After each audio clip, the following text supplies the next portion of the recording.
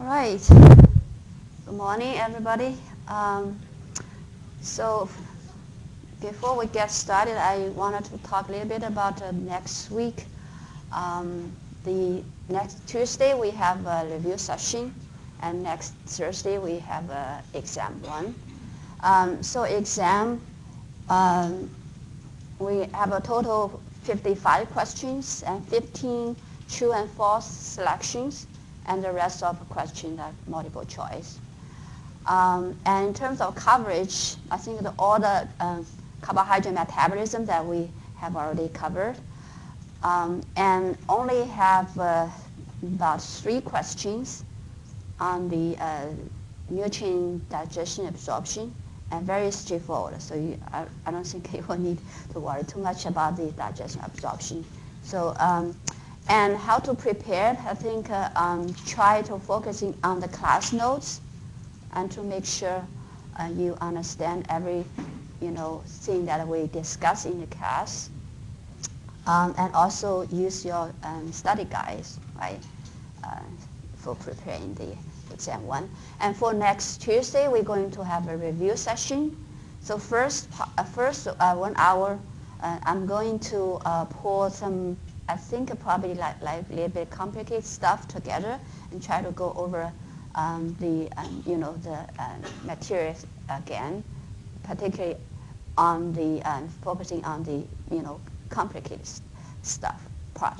And you guys can also email me if you think something not really clear. You want me to explain a little bit more, and you can email me so that I know and that I get prepared for next Tuesday for first hour.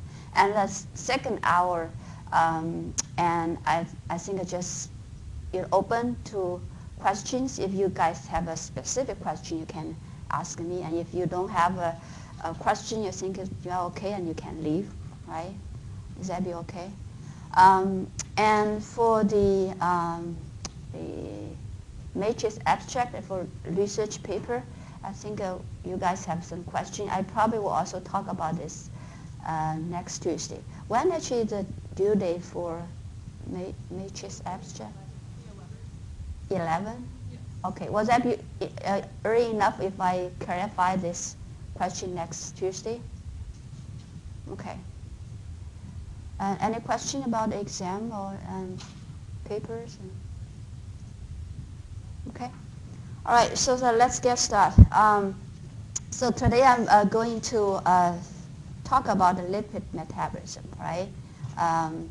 So in this section, we try to focus on the biosynthesis of fatty acids and triglyceride synthesis, right? So it's like catabolic metabolism of lipids.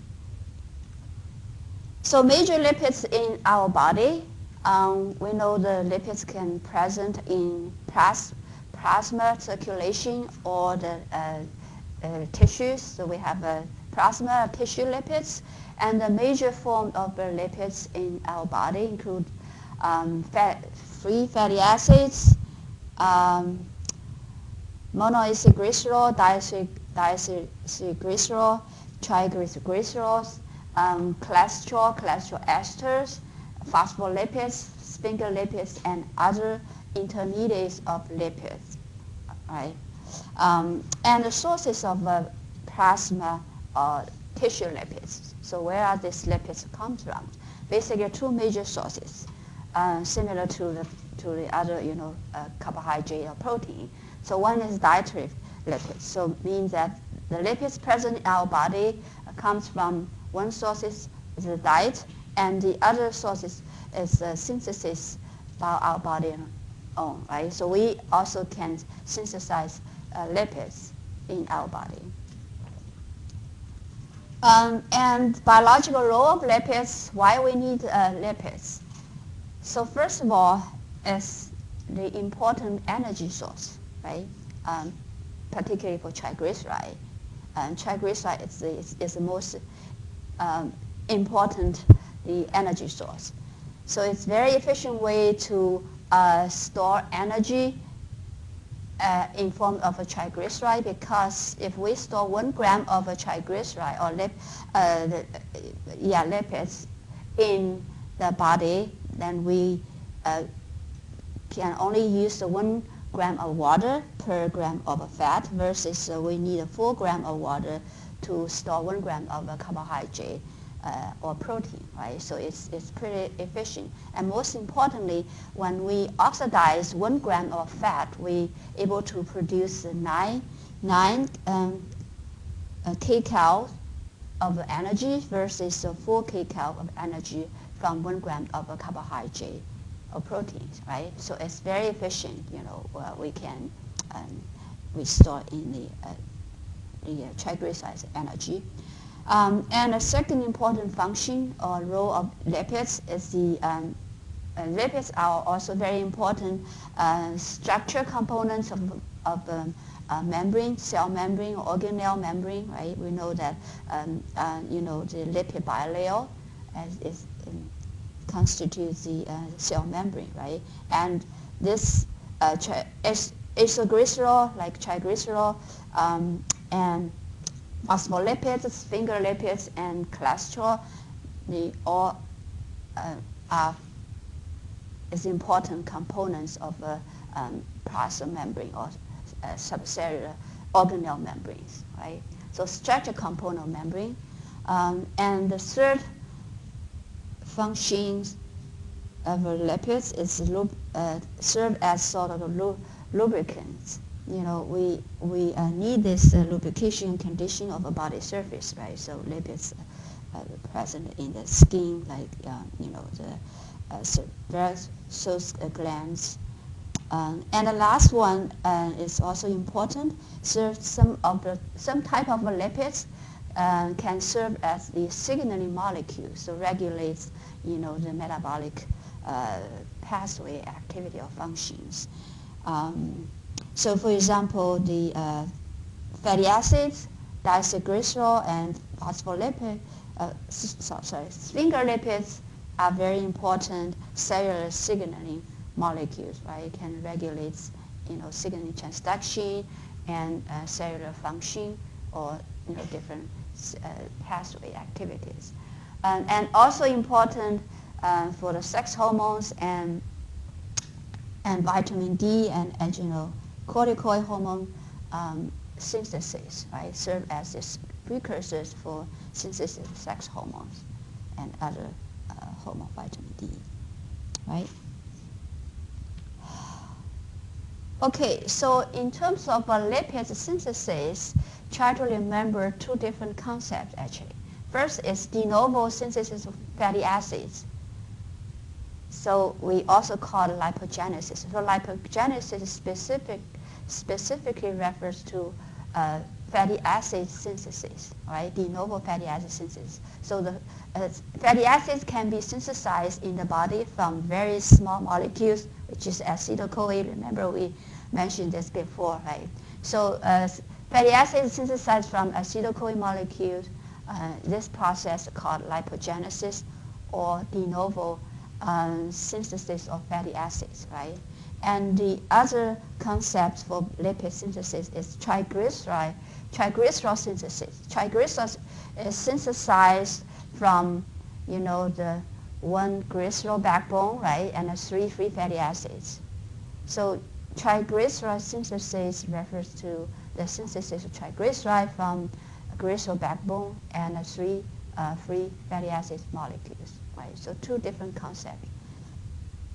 And here I just wanted to show you again the structure of the triglyceride, right? Glycerol backbone and 3 fatty acids attached to it, and 3 different carbon positions, right? SN1, SN2, and SN3 positions. And you can also see the fatty acids attached to different carbon positions. It's different, like first SN1, usually saturated fatty acids attached to the SN1 carbon, and middle one, the monounsaturated fatty acids attached to SN2, and polyunsaturated fatty acids usually attached to the SN3 carbon, right? All right, so let's talk about lipogenesis or de novo fatty acid synthesis. What are the primary tissues for lipogenesis? Do you guys know what are the primary tissues where fatty acid is synthesized? Liver, is that right? Liver or adipose tissue? What is it? Take a guess. Liver and adipose tissue. But I just wanted to point out the liver is the primary or most important site for fatty acid synthesis. But adipose tissue is most important site for triglyceride synthesis, right? So a little bit different concept. And in terms of regulation, dietary regulation, for example, high-fat diet, how high-fat diet regulate lipogenesis, would you expect? Should stimulate lipogenesis or suppress the lipogenesis? If we eat a high, is that suppress? Very good. Why?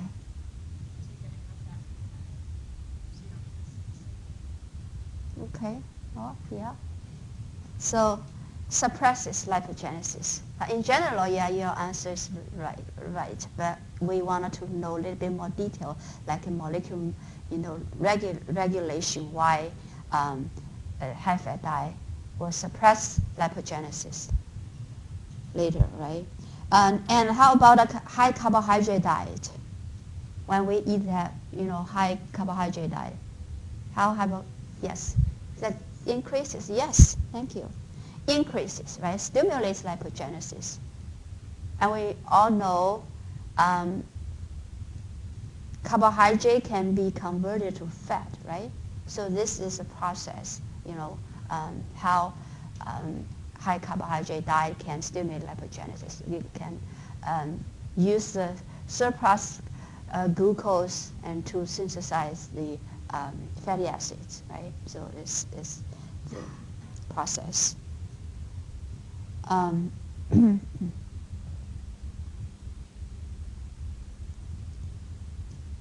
think that the last point is just similar, like the little bit explanation that the high fat diet will not contribute to stimulating lipogenesis.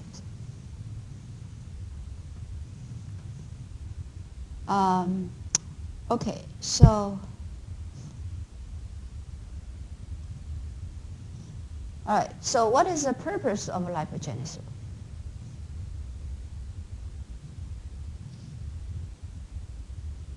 Just give a little bit details, right? The lipogenesis. The purpose of lipogenesis is to convert the surplus carbohydrate or proteins and to fat and stored as triglyceride as energy, right? Particularly after a meal when we eat, high carbohydrate diet or high protein diet, and we have to, store excess energies that we cannot use right away to, triglyceride and store in the body. So this is the main purpose that our body does the lipogenesis, to convert the extra carbohydrate, glucose or protein or amino acids to fat and store as energy in the form of triglyceride, right? And in which physiological state does lipogenesis occur? I just said, right, fat, and particularly the well-fed high carbohydrate diet. If we just eat the right amount of, carbohydrate or any other nutrient that just meet our energy requirement, then we probably wouldn't have much, lipogenesis. But if we eat too much carbohydrate, right, or protein, then, or that exceeds, our body energy needs, then this extra energy will be converted to fat. Lipogenesis occur.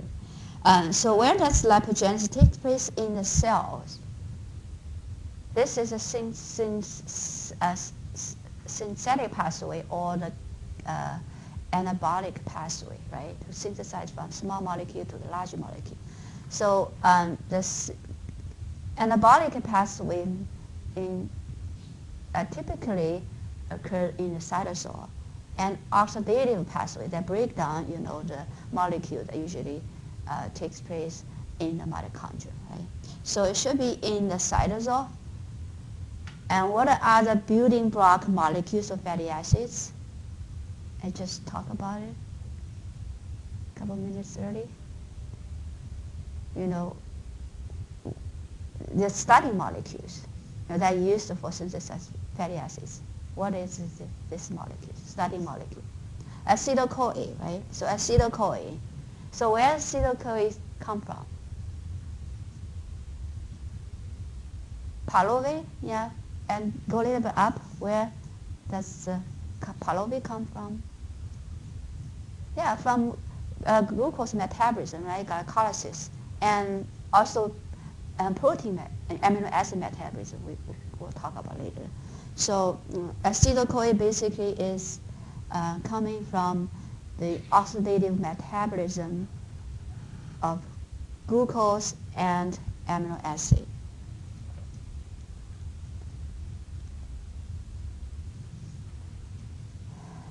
And it's just sort of a summary, and think of what we have just talked about it. So like lipogenesis is converts surplus glucose or amino acids or its metabolic mediates to fat, and precursors of lipogenesis are glucose, pyruvate, lactate, and acetyl-CoA. So acetyl-CoA is a directly, starting molecules, right? And glucose, pyruvate, lactate can all be able to convert it to acetyl-CoA, right? So only acetyl-CoA enter the lipogenic pathway. And starting molecules, again, is acetyl-CoA, right? And an end product, here I just take the example for lipogenesis and palmitate. So palmitate is a saturated fatty acid. It has 16 carbons, saturated fatty acids, and see how this palmitate is synthesized, right? And again, it occurs in the cytosol and primary tissues that does lipogenesis. Is liver and adipose tissue. And again, liver is the most important tissue for lipogenesis. And nutritional state or physiologic conditions and well-fed, high-carbohydrate diet, right? Okay, so here is sort of a whole pictures of the lipogenesis. For example, we consume a high-carbohydrate diet, and that will increase our blood glucose level, right? And this will stimulate the insulin release, and insulin is very important hormone that can stimulate lipogenesis, right? And we will get the detail how insulin stimulates lipogenesis. We will talk about specific key enzyme and that can stimulate by insulin, right? So and the let's see. Oh, sorry. So stimulates lipogenesis. Again, lipogenesis mostly occur in the liver and also adipose tissue, right? So see, and the muscle can also does some lipogenesis, right? But compared to liver and adipose tissue, the activity of lipogenesis in muscle relatively low, right, or small. Okay, so now let's talk about specific synthesis of palmitate, right? Again, it's 16 carbon saturated fatty acids.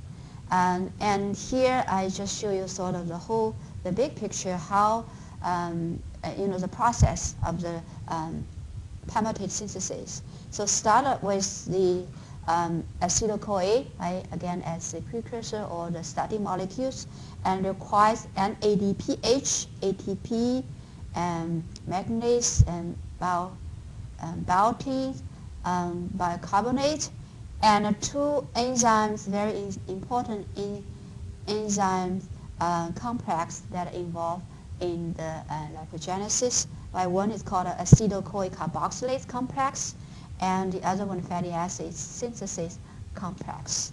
And the product in this case will be palmitate 16-carbon saturated fatty acids. Right? Remember NADPH, when we talk about specific the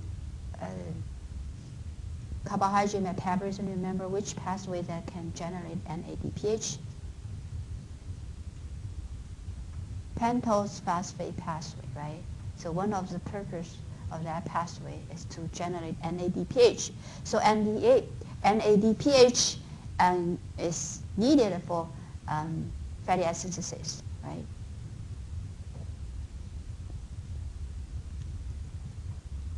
Okay, so citrate shuttles. Remember, where is acetyl-CoA generated? In which part of a cell?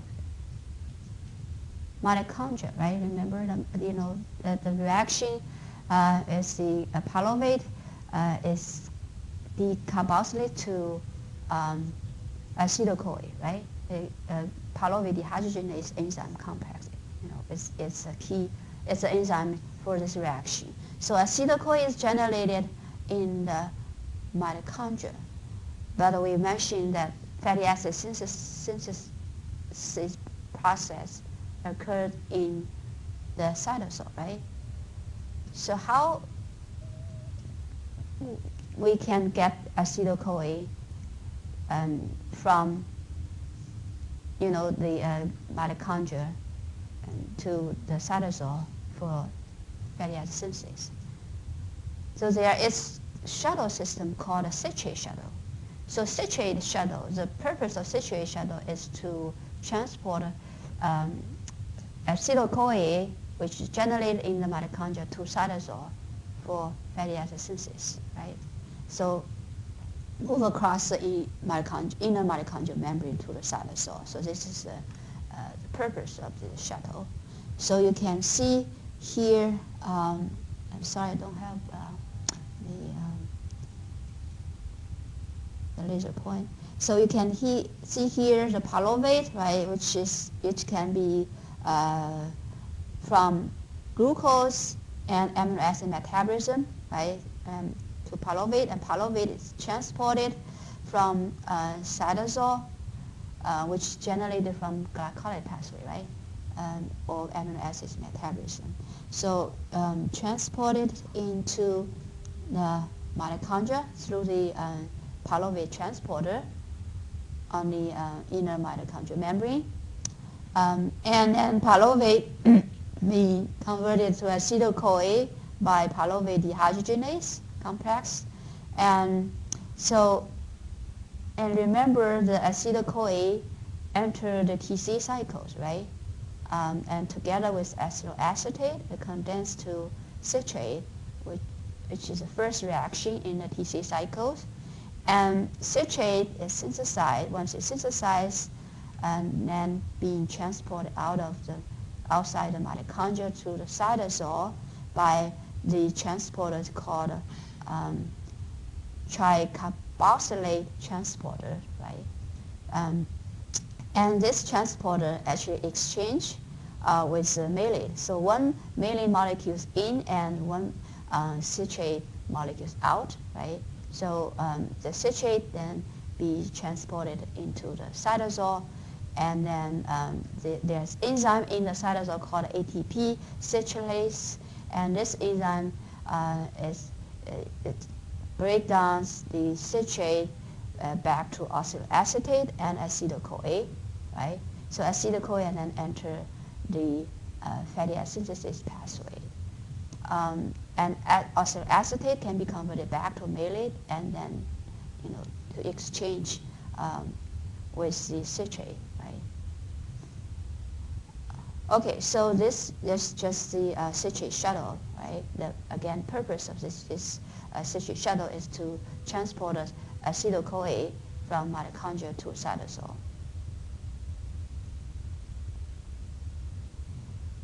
All right, so the first, yes, Emery.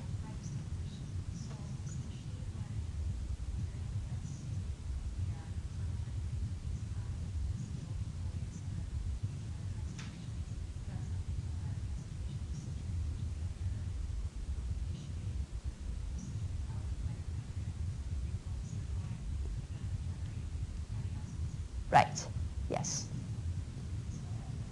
Okay, so now let's talk about the first rate-limiting reaction of fatty acid synthesis or lipogenesis, right? Which is the malonyl-CoA production.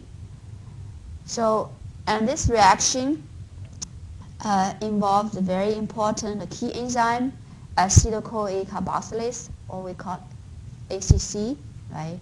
Again, this is the initial and controlling step, right, in the lipogenesis pathway. And acetyl-CoA carboxylase, ACC, again, is a complex, enzyme complex, contains the three enzyme proteins, like biotin carboxylase, biotin carboxyl carrier proteins, and the trans carboxylase, right? Three proteins, form the ACC complex. And the malonyl-CoA formation from acetyl-CoA also involved the two steps of reaction, right? One is called carboxylation of biotin, first step, and then the transfer of carboxyl group from biotin to the acetyl-CoA, then forming a malonyl-CoA, right? So acetyl-CoA has two carbons, right? And malonyl-CoA has three carbons. And this additional carbons in malonyl-CoA basically comes from bicarbonate, right? So let's see the two reactions. So the first reaction that catalyzed by biotin carboxylase and the biotin carboxyl carrier proteins, right? And the purpose of the first step is to transfer carboxyl group from bicarbonate to biotin. Okay, so the biotin carboxyl carrier protein, right? So, and then the second step that catalyzed by biotin carboxyl carrier protein and transfer carboxylase. In this step, the carboxyl group is transferred from biotin or biotin carboxyl carrier proteins to acetyl-CoA molecules, right? And then generating the malonyl-CoA molecule. So again, the carboxyl group that added to the malonyl-CoA molecules initially from bicarbonate, right? So biotin, this vitamin, in here is the function of biotin is to transfer or carry carboxyl group, right? Is that clear? The first reaction again is a key reaction and key enzymes acetyl-CoA carboxylase, right? ACC, and this reaction is purpose of this reaction to generate malonyl-CoA. Right?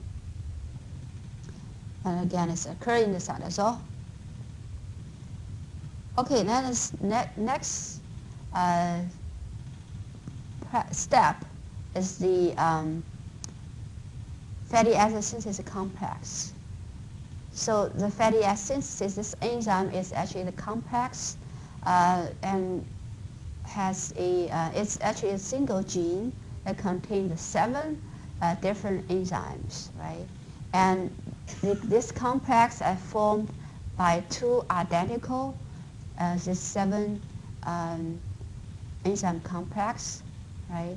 and these two identical enzyme complex is connect together to form the whole complex, and so the two enzymes exactly same, all right? The complex is at same, and just they link together in the sort of add to head kind of arrangement. For example, the head of the one dimers and connected to the end of the another identical monomer. So it's formed like dimers, right? So you don't need to remember each enzymes, but just think this is the very complex enzyme, right? Enzymes and the two identical monomers and connect together and to form the whole complex, and that will generate the two different ends, or one is called a cis hydroxyl group or 6SH end, right? And the other end, the pan hydroxyl group or pan SH end, right? And these two ends are the site for the synthesis of the acyl hydrogen carboxyl chain, right? This is a two end. Is the place that we adding we extending the fatty acids carbohydrogen chain. And before we talk about more details, I just wanted to clarify the concept. Acetyl-CoA molecules versus acyl-CoA molecules, right? These are the different molecules. Acetyl-CoA molecules only has 2 carbons, right? Remember here, and malonyl-CoA has 3 carbons, right? And acyl-CoA, sometimes we also call it fatty acyl-CoA or long-chain acyl-CoA. They has actually longer chain of carbon and hydrogen, right? So our group represents the carbon-hydrogen chain, and N depend on which type of fatty acids, right? It can be 6, it can be 10, it can be 18, it can be 20, right? So means that this acyl-CoA molecule has a much longer carbon chain, right, compared to acetyl-CoA. Acetyl-CoA always have 2 carbon.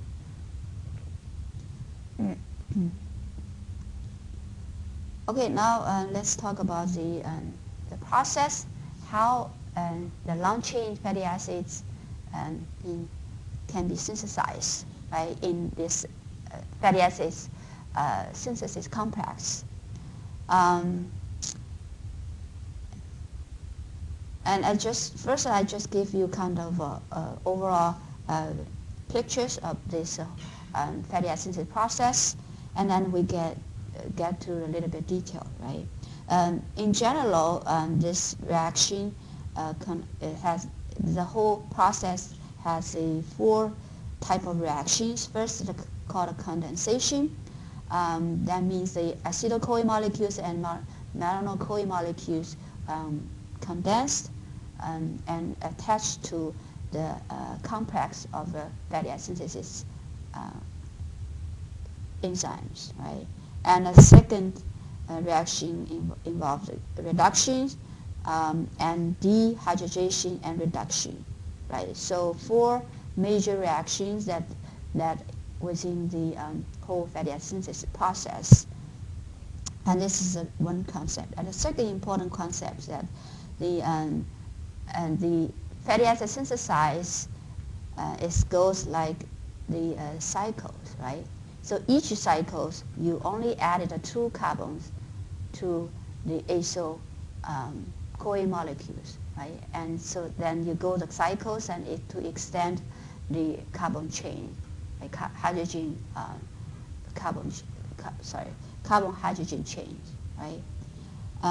And in the first cycles, the acetyl-CoA and the marino-CoA are required and generating a 4-carbon acyl-CoA chain.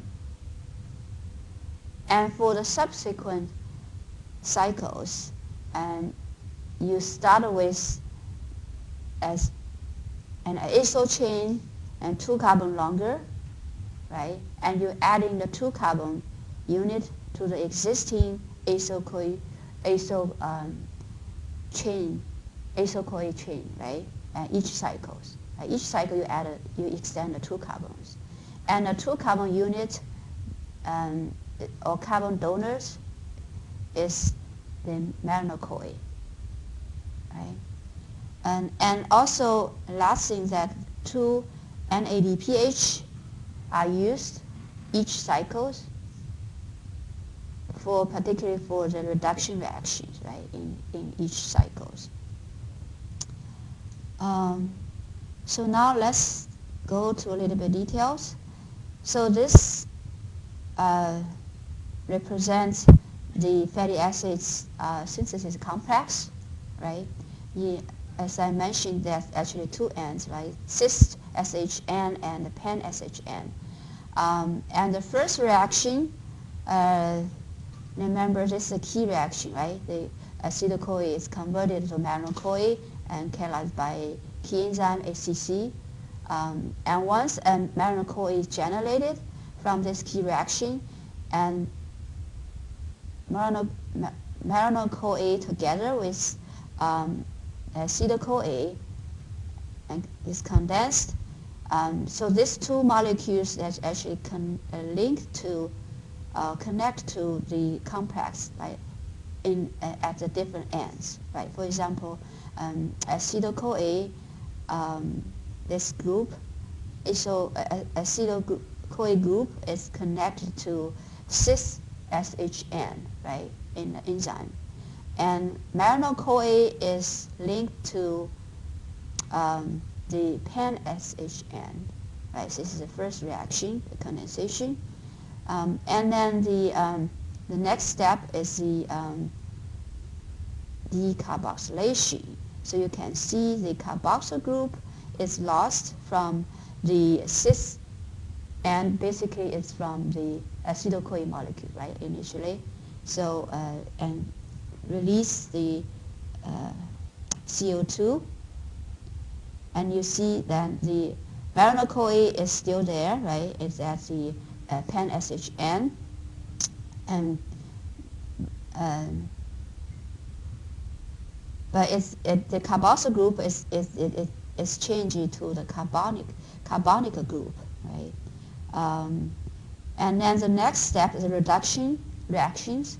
So the hydrogen is donored from NADPH and added to the carbonic group of the marino-CoA, initial marino-CoA molecules, right? So you generating the hydroxyl group at this end, right, pan SHN. And then dehydration, that means you lose the water and converted the carboxyl group to the double bonds, right? In this the molecules, and then followed by another reduction reactions that the hydrogen is also from the NADPH and to add it to the double bond and to make a single bond, right? To remove the double bond, right? So you can see the first the cycles from acetyl-CoA and marino-CoA, you generate the 4 carbon length, acyl-CoA molecules, right? In the first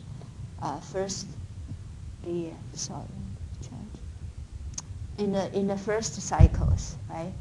And then the second cycles, these four carbon acyl molecules will be served as the starting molecules. And then you adding the melancholy molecules and donated, another two carbons to extend the acyl CoA molecules. So you can go cycle depend on the which fatty acids you want to synthesize. And here we talk about palmitate, right? 16 carbons. So you can imagine how many cycles then need to go to finish the synthesis of 16 carbons of palmitate, right? So here just give you some idea. The initial acetyl-CoA actually is donated to carbon, two carbons, to carbon 15 and carbon 16 at the methyl end. For example, this palmitate, and the rest of the carbon from carbon 1 to carbon 14 basically coming from marino-CoA. Right? So marino-CoA is the carbon donor for the synthesis of fatty acids. And we already talked about it, right? About the provision of the acetyl-CoA and NADPH. So basically, acetyl-CoA comes from, oxidation or metabolism of glucose and amino acids, right? And generated in the mitochondria, that needed to be transported to the cytosol. That involves, remember, citrate shuttles, right? And for NADPH, the major sources of NADPH is from pentyl phosphate pathways.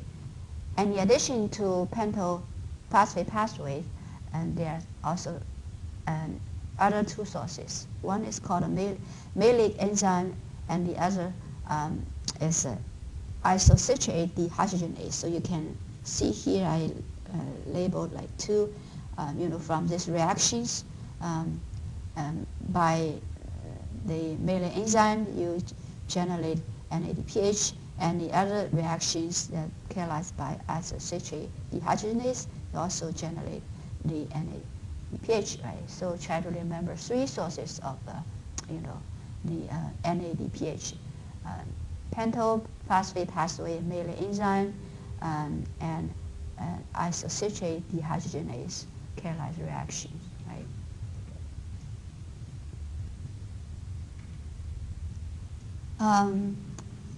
I just leave here for you guys to thinking about it, and how many acetyl-CoA molecules are needed to synthesize palmitate, and how many marino-CoA is also needed, and how many NADPH are needed for synthesis of one molecule of palmitate, right? And we take a 10 minutes break, and we'll come back with the numbers, right?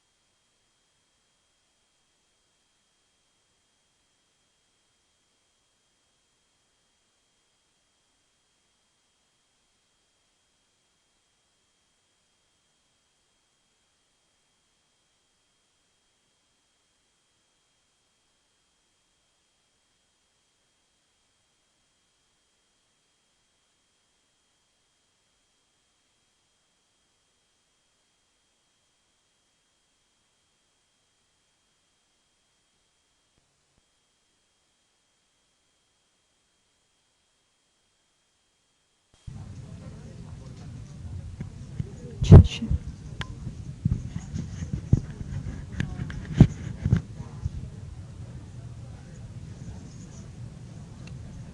Okay, got brand new laser point. So now let's do some numbers, right?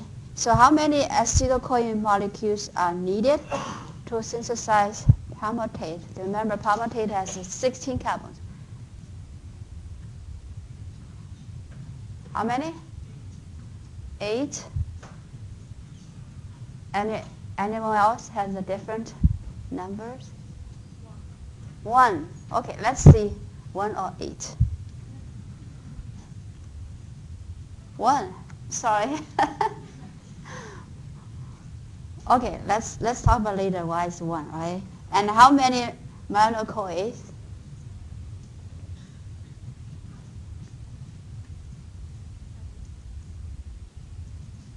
I heard somebody said 7.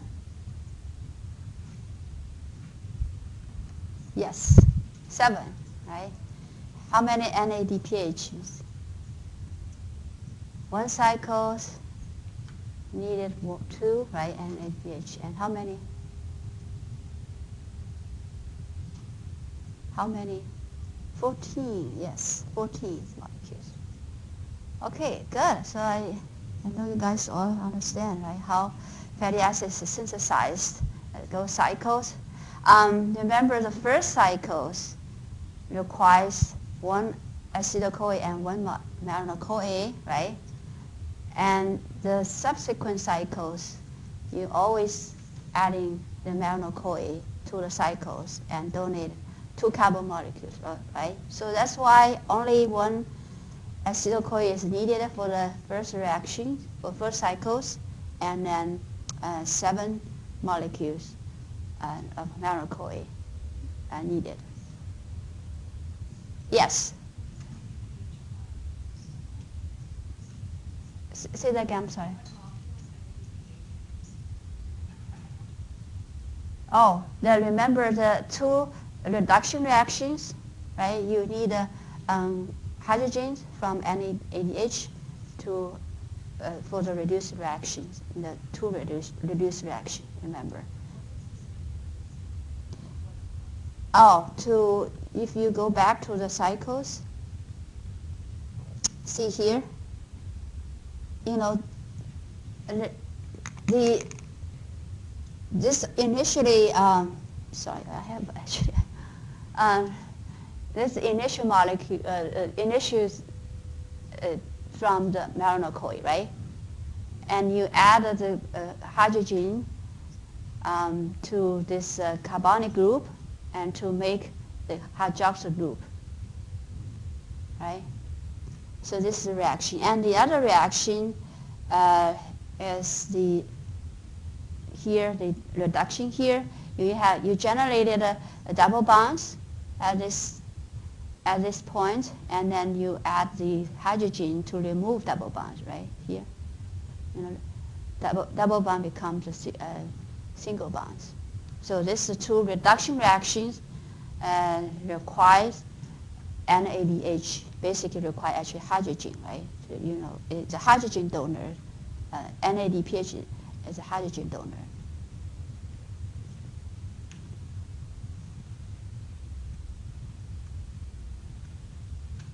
All right. Okay, so elongation of fatty acids, fatty acyl-CoA. So if some fatty acids that's longer than 16 has longer than 16 carbons, then our body is able to do some different things you call elongation, right? So that you again this elongation process occur in the ER and start with the long chain acyl-CoA instead of acetyl-CoA or malonyl-CoA, right? It's different. So the starting molecule would be the the long chain acyl-CoA. And the same sequence of reactions as we use to synthesize palmitate, like reductions and dehydration and reduction again. Same sequence of reactions, right? It's similar, but just the substrate is different. Substrate is not the acetyl-CoA malonyl-CoA, but it's acyl-CoA, have a long carbon-hydrogen chain, fatty acyl-CoA, right? And the enzyme complex called fatty acid elongase, a different set of enzymes, right? And needed for this process. And similarly, the malonyl-CoA again is also the carbon donor for elongation reactions, right? And NADPH is also again the electron or hydrogen donor. So similar, process, but just the substrate is different, and the set of enzymes is different. Right? Here called fatty acid elongase complex. And again, also use the malonyl-CoA as carbon donors, and each cycles also adding the 2 carbons to the existing the acyl-CoA molecules. And NADPH also serve as the hydrogen or electron donors, right? And again, I don't think you guys need to remember the details, reactions, but just try to remember kind of general concept, right? Okay. And synthesis of mono unsaturated fatty acids. So some fatty acids has double bonds, right? Some fatty acid has only one double bond. We call the mono unsaturated fatty acids. If it has more than one double bonds, that we call polyunsaturated fatty acid. So how the mono unsaturated fatty acids synthesized? So our body has an enzyme called desaturase. Desaturase is an enzyme that catalyzes the formation of double bonds. So saturated fatty acid can be synthesized to mono unsaturated fatty acids, right? And this is the enzyme that catalyzes the double bond formation. So this process occurs in the ER and mainly in the liver. And the enzyme, the delta 9 desaturase is a very important enzyme for the generation of monounsaturated fatty acids, right? Delta 9 is the position that the double bond is generated, right, at the carbon 9 position, right here. So, for example, this palmitoyl-CoA is a substrate, and the palmitoyl-CoA is the product, which is monounsaturated fatty acid. It has a one double bond generated at the carbon 9 position, right? And enzymes at delta 9 desaturates. So delta 9 desaturated means that the double bond can be generated at the carbon 9 position, right?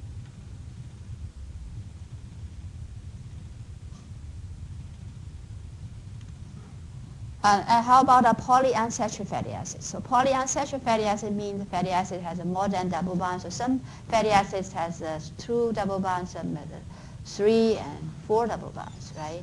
So depend on what type of fatty acids. So and the synthesis of polyunsaturated fatty acids basically goes elongation. So first of all, you extended the carbon-hydrogen chain, and then you desaturate adding the double bonds to the molecules, and then elongation again. So for example, this is a palmitoyl acid, which is a monounsaturated fatty acid, right? It has a one double bond at 9 position.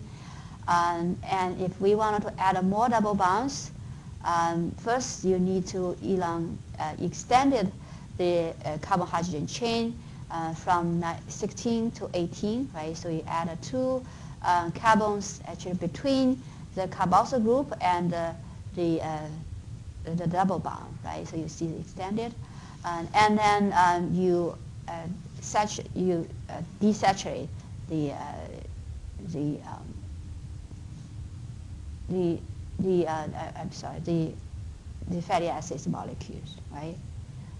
And for the polyunsaturated fatty acid synthesis, usually we need a delta 4, 5, 6 desaturates. So it's different from the monounsaturated fatty acids, right? And so it means that generally this saturates catalyze the generation of double bond at carbon 4, 5, and 6 positions, right? So between, this region. So you see here, generate, the 4 double bonds, right? For the arachidonic acid, the polyunsaturated fatty acids. Yes. Why is it 4, 5, and 6 doesn't correspond to 4, 5, and 6? Say that again. Why is it, like, for when you were talking about your monounsaturated, the delta corresponding to the carbon 9, why is it 4, 5, and 6? It's not corresponding. It's not corresponding? So 4, 5, and 6 are correct. Oh, you mean here? Yeah. Well, I think we're missing kind of, the intermediate. And this is just the final product of the different fatty acids. You have to add it here and then extend it, So, yeah. Yeah, sorry, I did not put like intermediates, so it's not corresponding. But anyway, just again, just a general, idea how polyunsaturated fatty acids synthesize. You extended carbon chain first, and then you desaturate the hydrogen carbon chain, adding double bonds.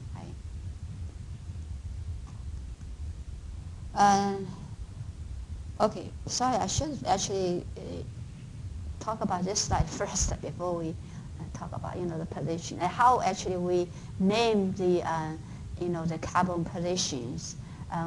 We have 3 different systems. The numbering system, the 1, 2, 3 systems. Basically, the carbons atom that are named from the carboxyl group. For example, the carboxyl group of carbon is named as 1, and then the next to the carboxyl group, carbon names as 2 and 3 and 4, right? So this is a numbering, 1, 2, 3 numbering system. And the second system is called alpha, beta, and gamma. And the carbons that adjacent to the carboxyl group is named as alpha, and then beta and gamma. Okay, so a little bit different, the position depend on the naming system, right? And our omega system, we usually the terminal methyl carbons is considered as the omega 1 and then omega 2 and 3, right? Okay. Okay, now let's talk about the regulation of lipogenesis. So overall regulation, the diet and hormones can regulate lipogenesis, right? We already talked about the different diets. For example, a high carbohydrate diet or high sucrose diet will stimulate lipogenesis, right? And insulin is very important hormones, and that increase in response to the high carbohydrate diet that also stimulate lipogenesis. And in the opposite condition that, the calorie restriction or high-fat diet that actually inhibits or suppresses lipogenesis, and glucagon, which is secreted during the fasting, right, also inhibits lipogenesis. So this is just a general picture of how lipogenesis is regulated. Again, it's always connected to the fasting condition, right? you can imagine. Fat condition, you will expect lipogenesis to be increased, particularly you eat a high carbohydrate diet, and during fasting, is should be inhibited, right? We need to use actually to break down the opposite, to break down the triglyceride and to use as energy. And more specifically, we talk about regulation. Remember, the ACC carboxylase is the key enzyme, right, for the first reactions of the lipogenesis. And this enzyme, this is a reaction, acetyl-CoA is carboxylated to malonyl-CoA, adding one carbon to the molecules and generating 3 carbons molecules of malonyl-CoA, and this is a enzyme, remember, is a 3 enzyme complex, right? And the regulation, the 3 different levels of regulation. First is allosteric regulation. So the 2 substrates are the very important regulators of ACC activities. So one stimulates and the other one inhibits ACC activity.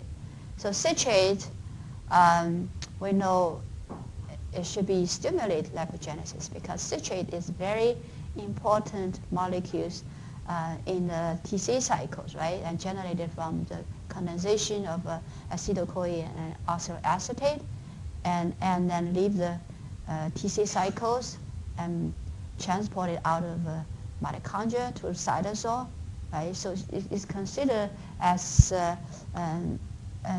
not directly substrate, but it's sort of a precursor substrate, right, for fatty acid synthesis. So when we have a lot of citrate in the cell, that indicate that we have a lot of glucose or maybe amino acids metabolized and generate a lot of citrate. So citrate should be stimulate lipogenesis, which makes sense, right? And long-chain acyl-CoA inhibits the lipogenesis, which answers the question why high-fat diet inhibits or suppresses lipogenesis. Because under high-fat diet, we have a lot of fatty acids, right?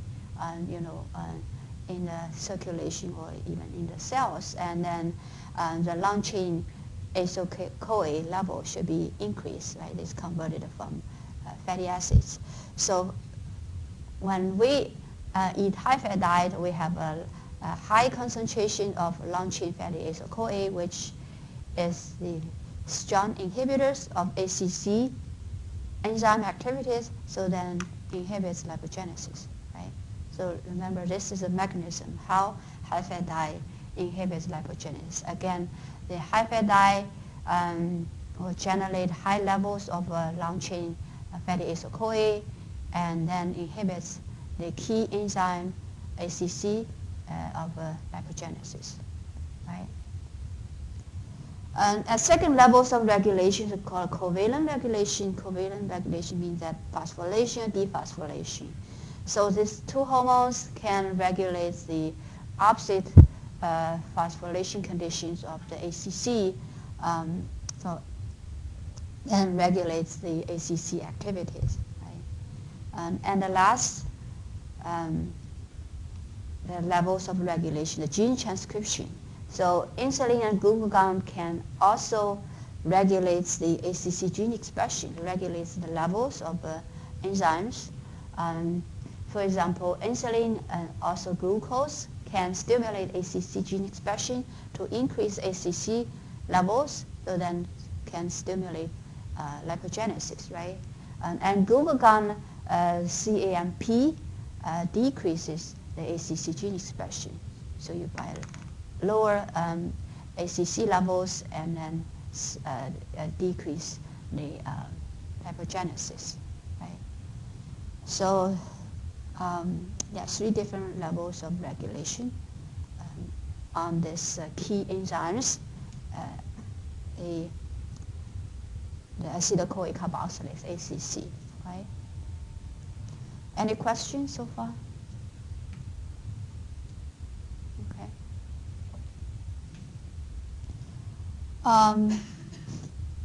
And here I wanted to add a little bit of complex or detailed regulation of ACC by introducing the kinase. This is a very important kinase, and with in the obesity or diabetes or metabolism field, I study a lot this AMPK, right? The AMP activate protein kinase, and this is a very important enzyme. So AMPK, what AMPK does is to phosphorylate the ACC, right? So, and ACC is phosphorylated directly by AMPK, right? So once ACC is phosphorylated, the activity is actually decreased, inactive.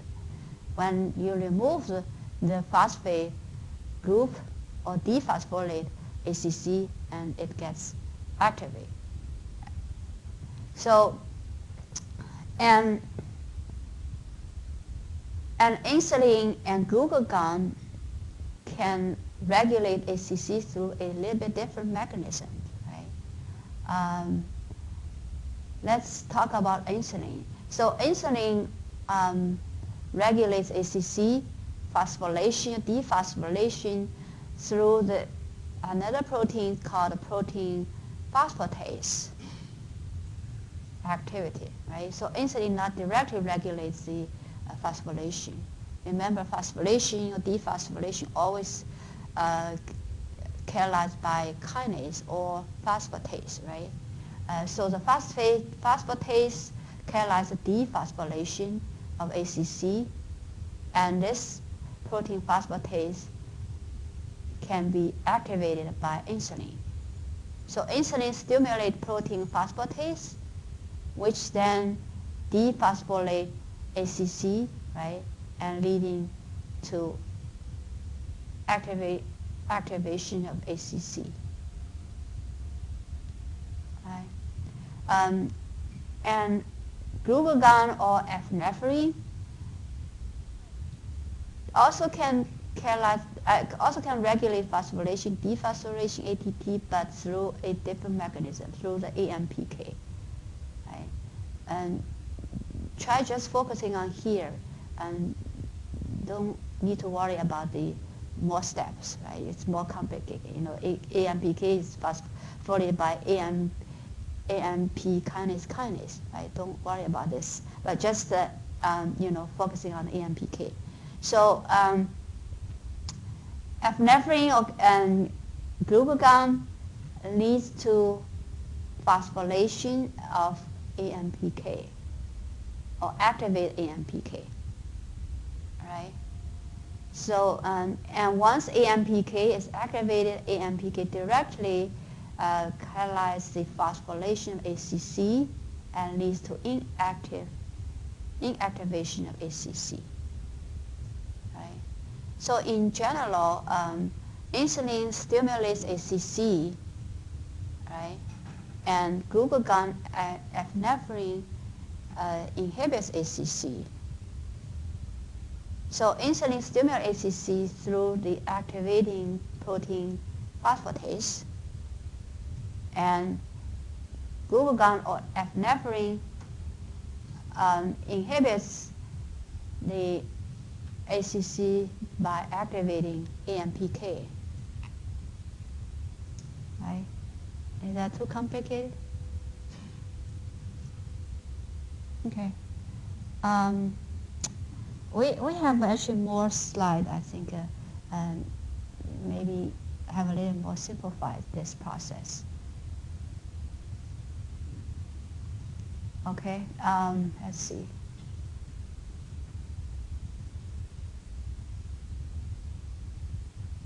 Okay, maybe you just write down like insulin stimulate ACC, right? And epinephrine glucagon inhibits ACC. And AMPK also inhibits ACC, right? And glucagon epinephrine stimulate AMPK. So then you can connect how epinephrine glucagon regulates ACC, right? So glucagon epinephrine first of all stimulates AMPK, and then AMPK inhibits ACC. So eventually, the ACC activity will be decreased by glucagon epinephrine, right? Okay, so just try to remember this, that's enough, right? Don't need to go to the details. Okay, now how long-chain acyl-CoA inhibits lipogenesis? First, it inhibits, oops, I see. Okay, so first it inhibits the acetyl-CoA carboxylase activity, right? And secondly, it also inhibits mitochondrial tricarboxylate transporter. Remember, this transporter is very important, right? It's a citrate shuttle that transports the citrate to the cytosol. So if the tricarboxylase transporter activity is inhibited by long-chain fatty acid CoA, then citrate cannot be efficiently transported out of mitochondria, right? So you will not have enough substrate for fatty acid synthesis. So this is the second mechanism for how long-chain acyl-CoA inhibits lipogenesis. And the third mechanism is the pyruvate dehydrogenase. So probably a little bit complicated here, but you just wanted to remember that the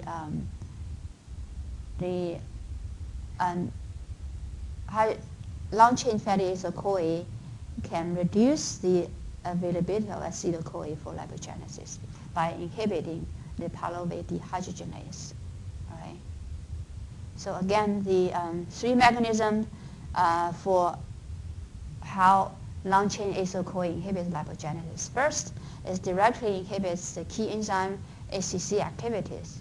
And second, inhibits transporters or citrate shuttles, and to reduce the availability of citrate, right, for the lipogenesis in the cytosol. And third, they inhibit pyruvate dehydrogenase and to reduce the availability of acetyl-CoA.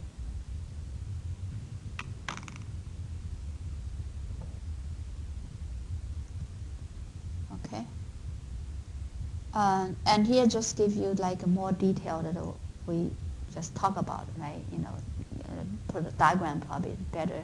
So if we have high-fat diet and fatty acyl-CoA, long-chain fatty acyl-CoA increase in the circulation, and then can, first of all, inhibits the ACC activities. No, sorry, where's the ACC activity? Oh, here. So ACC activities, right? And secondly, inhibits the transporters and reduce the citrate in the cytosol, and also inhibits the pyruvate dehydrogenase. You have a less acetyl-CoA generated, and then of course you have a less citrate, right? And it's produced.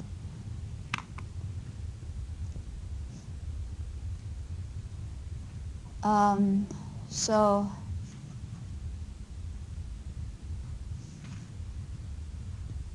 and here we're going to talk a little bit more about the insulin regulation of lipogenesis. So first, insulin increase the ACC activity, right? We know how insulin regulates lipogenesis. In general, insulin should stimulate lipogenesis, but how? Through the what mechanism? So first, insulin can directly increase ACC activities. And insulin can also increase the glucose uptake, right? Particularly in the adipose tissue. So adipose tissue lipogenesis, insulin, this mechanism uh, uh, is one of the can be the mechanism, right, for the adipose tissue. But liver, this probably is not happening because liver glucose uptake is regulated by glucose level, not by insulin, right? Because of transporter 2, glucose transporter 2. But in adipose tissue lipogenesis, this mechanism also is important. Insulin can stimulate glucose uptake into the cells and can increase pyruvate and the acetyl-CoA generation, right? And insulin can also activate the pyruvate dehydrogenase, so it can increase the acetyl-CoA availability for lipogenesis. But on the other side, that insulin suppresses the levels of intracellular cyclo-AMP. So but probably a little more information here. That inhibits lipolysis, but we have not talked about this yet, right? That's okay. But just to reduce the generation of long-chain fatty acids. So this part is sort of an indirect regulation. But just try to remember the top three, right? Increase ACC, increase the glucose transporter, particularly in adipose tissue, and increase the pyruvate dehydrogenase, increase acetyl-CoA levels. So the net result will be increased lipogenesis, right, for insulin regulation. Okay, so I think we finished the fatty acid synthesis of de novo lipogenesis. Again, the lipogenesis occurs particularly when well-fed high carbohydrate diet conditions, right? And the purpose of de novo fatty acid synthesis is to convert surplus glucose or its intermediates or some amino acids to fat, right? They store energy, particularly in the well-fed conditions. And then the fatty acid synthesis reactions takes place in the cytosol, right? And requires the acetyl-CoA as a primer and NADH as an electron donor. And two enzymes are involved in the lipogenesis, ACC and fatty acid complex, synthesis complex. ACC is the key enzyme, right? And the acetyl-CoA as a primer and addition of two carbons. Remember, they go cycles, and only first cycles requires acetyl-CoA, and for the subsequent cycles, adding two carbons to extend the carbon hydrogen chain, and the malonyl-CoA is the is the carbon donors.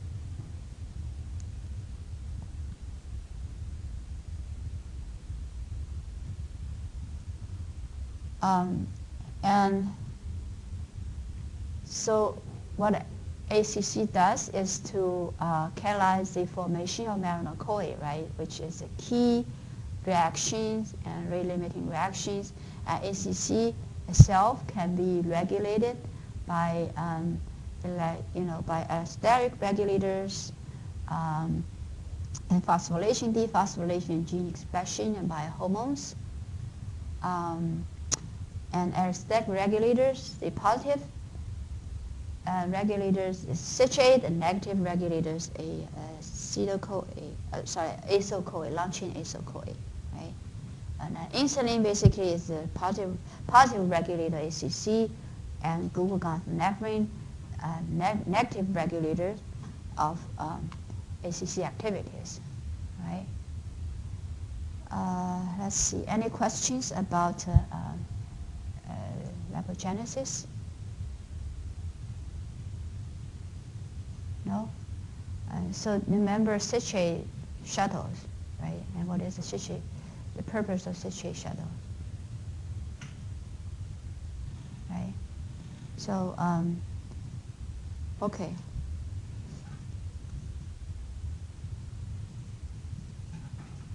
Now,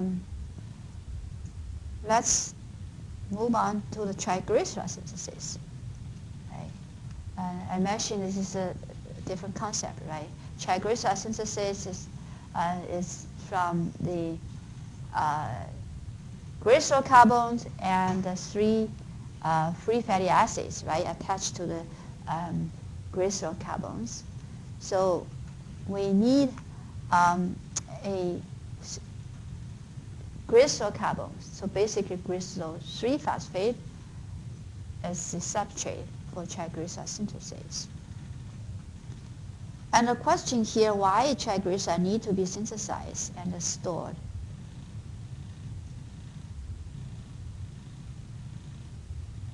Of course, one of the reasons is as energy, right? We wanted to store energy. But the other important reason is that we need to control the free fatty acids or long-chain acyl-CoA levels, because remember the acyl-CoA levels is regulating the lipogenesis, right? So we wanted to store the long-chain acyl-CoA as in the triglyceride, so then you will not have very high levels of long-chain acyl-CoA in the circulation, which can inhibit lipogenesis. So in the fat condition, we wanted to have high lipogenesis activities, right? So we don't want to inhibit lipogenesis. So under these conditions, so we wanted to keep the long-chain acyl-CoA level low in the concentration, so you can allow the lipogenesis be activated. And where are the triglycerides synthesized?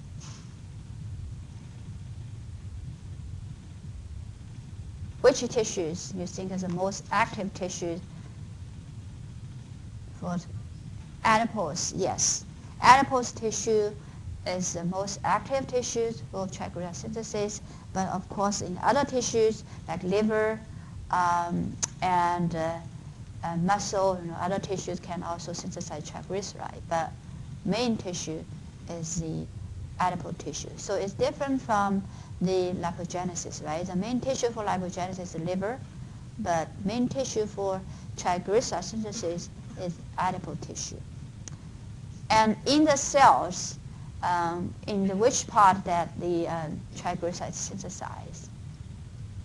In the ER that facing the cytosol. So basically it's also cytosol, but it's very close to the ER, right? So where are the triglycerides stored?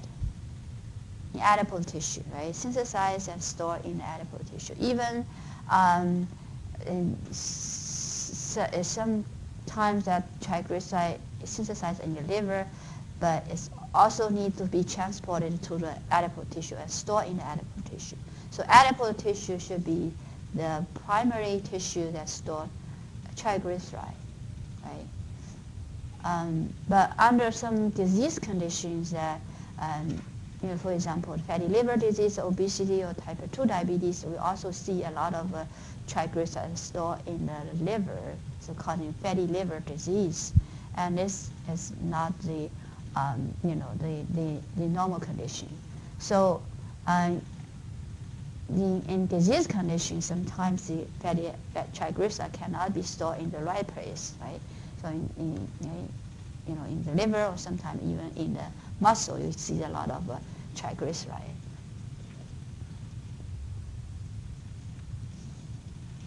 Okay, so substrates of triglyceride synthesis. And again, glycerol 3-phosphate and three free fatty acids, right, are the substrates for the triglyceride synthesis. And before free fatty acids be able to attach to glycerol backbone, fatty acids need to be activated in the cytosol, right? And this process requires the enzyme called fatty acyl-CoA synthetase. Right? So fatty acyl-CoA synthetase is an enzyme that catalyzes activation of fatty acids, and so free fatty acids can become fatty acyl-CoA. So CoA group is attached to the fatty acid molecules, right? It's forming fatty acyl-CoA molecule.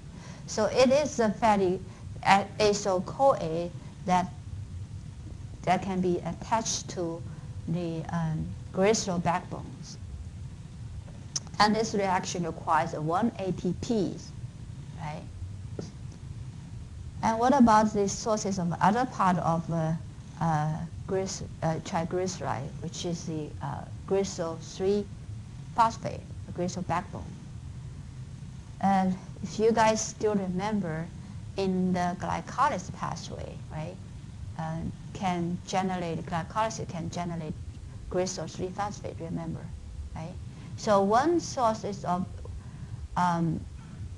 glycerol 3-phosphate is from glycolysis or gluconeogenesis, right?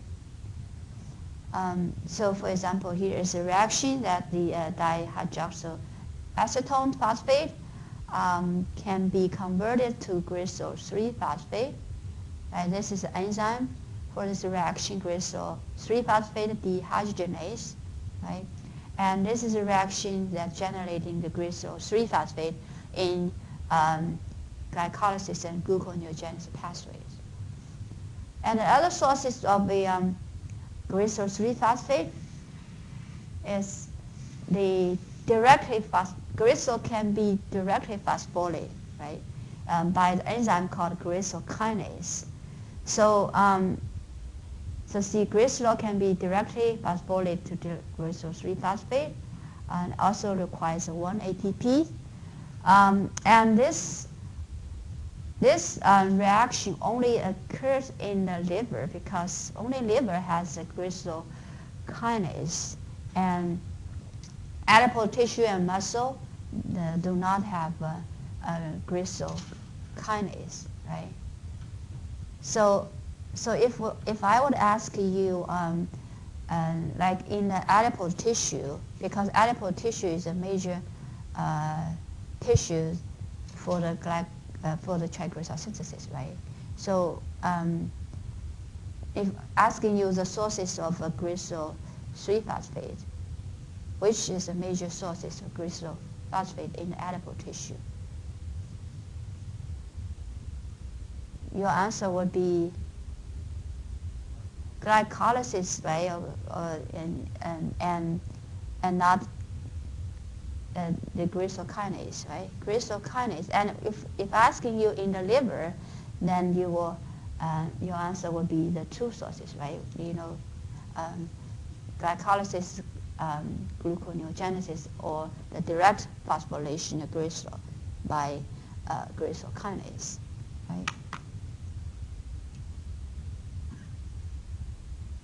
Okay, so now where do fatty acids come from? For glycerol synthesis, we need three free fatty acids, right? And where do these fatty acids come from? Thinking about it, you know, glycerol synthesis usually occurs in the fat condition, right? Three major sources. One is the diet, right? You know, we eat some fat, lipids, and we absorb it. And I should remember when we talk about the absorption of lipids, that lipids absorbed in the enterocytes and need to be packaged into the chylomicron and then can be transported, right, to the adipose tissue directly for triglyceride synthesis. This is one sources. of the fatty acids. And the second is the body stored by the fatty acid pool. So and this fatty acids basically is used is the important sources for triglyceride synthesis in the liver, right? So, and this fatty acid pool basically is from adipose tissue. So adipose tissue can break down triglyceride and release fatty acids into circulation, and liver picks up and repacked or resynthesized triglyceride. And then the last sources of fatty acids is a de novo lipogenesis. So de novo lipogenesis basically mostly occur in the liver, right? And once it's synthesized in the liver, then this can be transported to the adipose tissue for synthesized triglycerides stored in the adipose tissue. So the three sources of fatty acids that for triglyceride synthesis.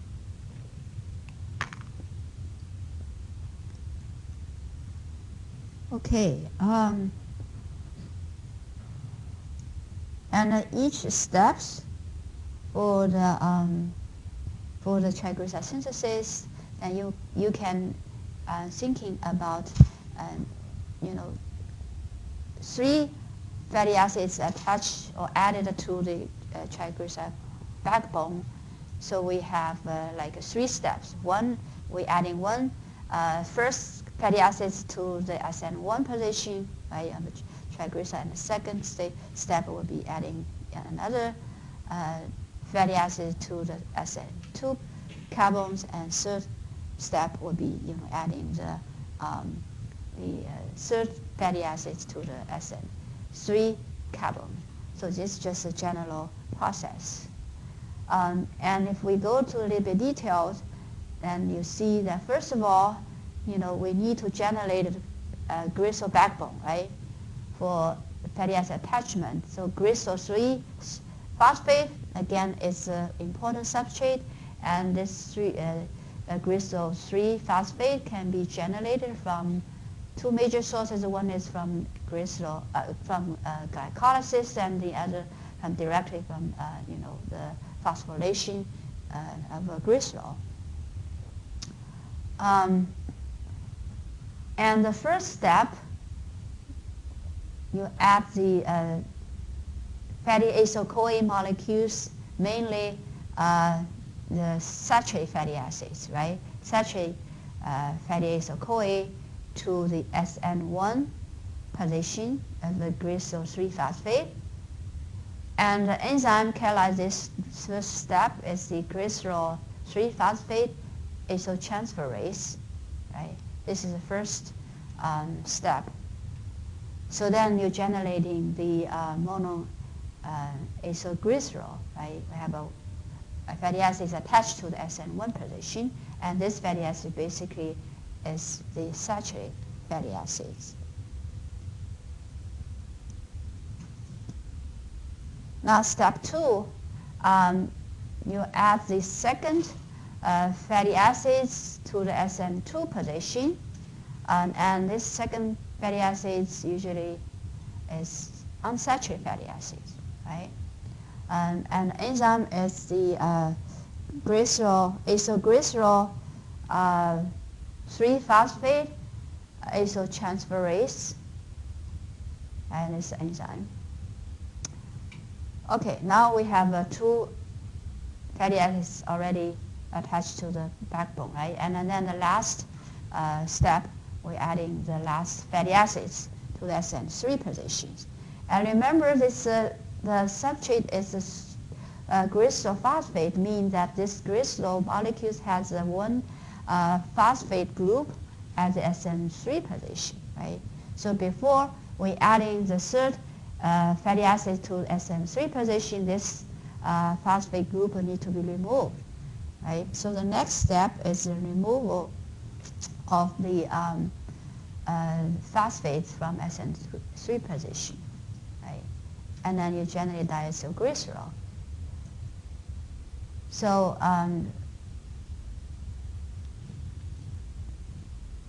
all right. So the last step, step 4, is addition of the acyl-CoA to the SN3 position and generating triglyceride, right? So finish the synthesis of triglyceride.